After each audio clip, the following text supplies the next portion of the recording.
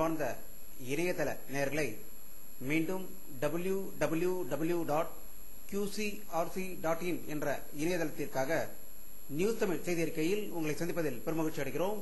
இன்று 2 ஜூன் 2009க்கான முக்கிய செய்திகளை தற்போது பார்க்கலாம்.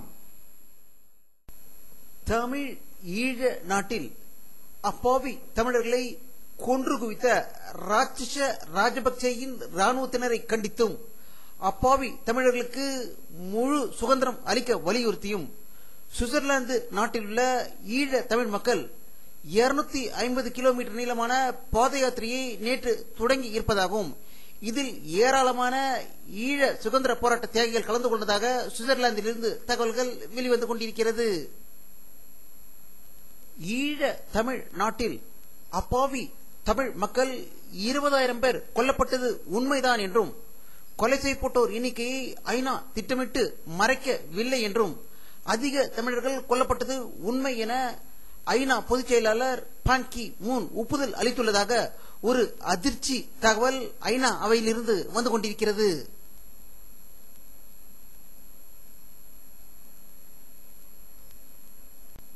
ஜெர்மனியில் உள்ள பெர்லின் மாநகரிலும் இத்தாலியில் உள்ள மாந்தோவோ மாநகரிலும் ஈழ தமிழர்கள் 20,000 பேர் கொல்லப்பட்டதற்கு துக்கம் அனுஷ்டிக்கும் விதமாக அங்கு வணக்க நிகழ்வு நடைபெற்றதாகவும் இதில் ஏராளமான தமிழ் ஈழ சுதந்திர போராட்ட வீரர்கள் கலந்து கொண்டு அஞ்சலி செலுத்தியதாக ஜெர்மன் மற்றும் இத்தாலியிலிருந்து செய்திகள் வெளிவந்து கொண்டிருக்கிறது.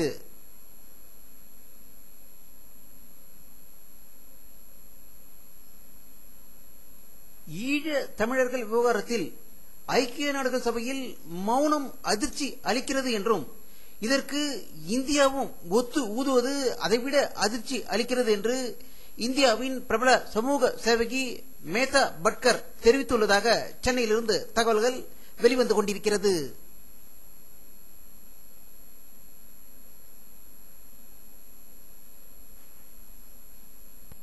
பாரத பிரதமர் திரு மன்மோகன் சிங் அவர்களை கர்நாடக முதல்வர் திரு எடியூரப்பா அவர்கள், பஞ்சாப் முதல்வர் பிரகாஷ் சிங் பாதல் அவர்கள், மத்திய பிரதேச முதல்வர் சிவராஜ் சிங் ஆகியோர் சந்தித்து பேசியதாகவும் தங்கள் மாநிலத்தின் வளர்ச்சி பணிக்கு அதிக நிதி ஒதுக்கீடு செய்ய வலியுறுத்தியதாக டெல்லியிலிருந்து தகவல்கள் வெளிவந்து கொண்டிருக்கிறது.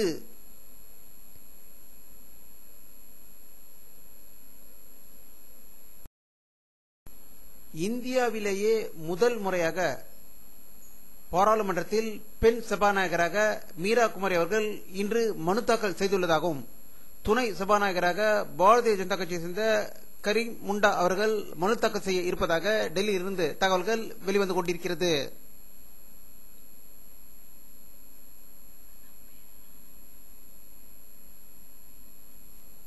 தமிழக அமைச்சரவை கூட்டம் இன்று தமிழக முதல்வர் கருணாநிதி அவர்கள் தலைமையில் சென்னை தலைமைச் செயலகத்தில் காலை நடந்தேறியதாக சென்னை தலைமைச் செயலகத்திலிருந்து தகவல்கள் வெளிவந்து கொண்டிருக்கிறது.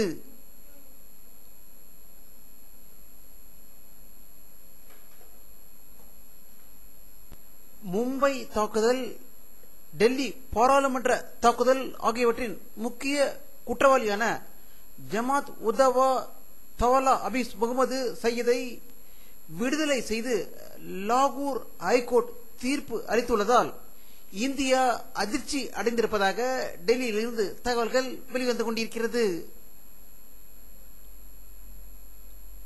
228 பயணிகளுடன் காணாமல் போன ஏர் பிரான்ஸ் விமானத்தை தேடும் பணியில் பிரேசில் நாட்டு விமானப்படையினர் ஈடுபட்டுள்ளதாகவும் பிரான்ஸ் நிறுவனத்தினரின் வேவு பார்க்கும் விமானங்கள் தேடிக்கொண்டு இருப்பதாகவும் இவை அட்லாண்டிக் கடலில் விழுந்திருப்பதற்கு வாய்ப்புகள் அதிகம் இருப்பதால் அந்த இடங்களில் தீவிரமாக தேடி வருவதாக பிரேசில் நாட்டிலிருந்து தகவல்கள் வெளிவந்து கொண்டிருக்கிறது.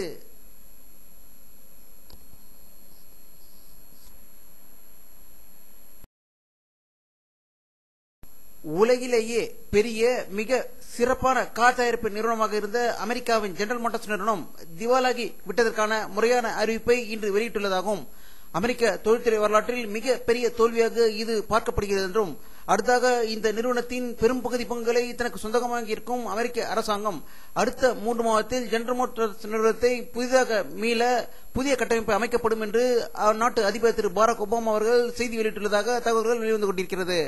இதை பற்றி நம்முடைய அரசியல் வல்லுநர் கருத்து கேட்டபோது, இந்தியா, சைனா போன்ற நாடுகளில் 1 லட்சம் ரூபாய்க்கும் 2 லட்சம் ரூபாய்க்கும் கார் தயாரிக்கும் போது GM மோட்டார்ஸ் போன்ற கார்கள் குறைந்தது 10 லட்சம் 20 லட்சத்துக்கு வாங்குவதற்கு ஆள் இல்லாதால் திவாலாகி விட்டது என்றும், இவர்கள் மீண்டும் 1 லட்சம் 2 லட்சத்துக்கு கார் தயாரித்தால் ஒழிய மீள்வதற்கு வாய்ப்பு கிடையாது என்று கூறியிருப்பதாக தகவல்கள் வெளிவந்து கொண்டிருக்கிறது.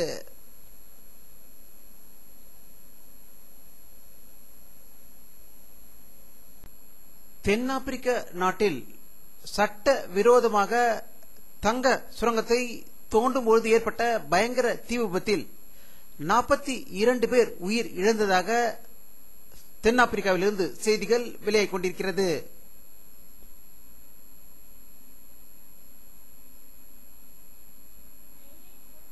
வானிலை அறிக்கை 2 ஜூன் 2009 பிற்பகல் 3 மணி எடுக்கப்பட்ட சேட்டலைட் புகைப்படத்தை தற்போது பார்த்துக் கொண்டிருக்கிறீர்கள். தமிழகத்தில் மேகமூட்டம் எதுவும் தெரியவில்லை. இன்றும் வெயிலின் தாக்கம் அதிகம் இருந்ததாகவே அனைத்து பகுதியிலிருந்தும் தகவல்கள் வெளிவந்து கொண்டிருக்கிறது.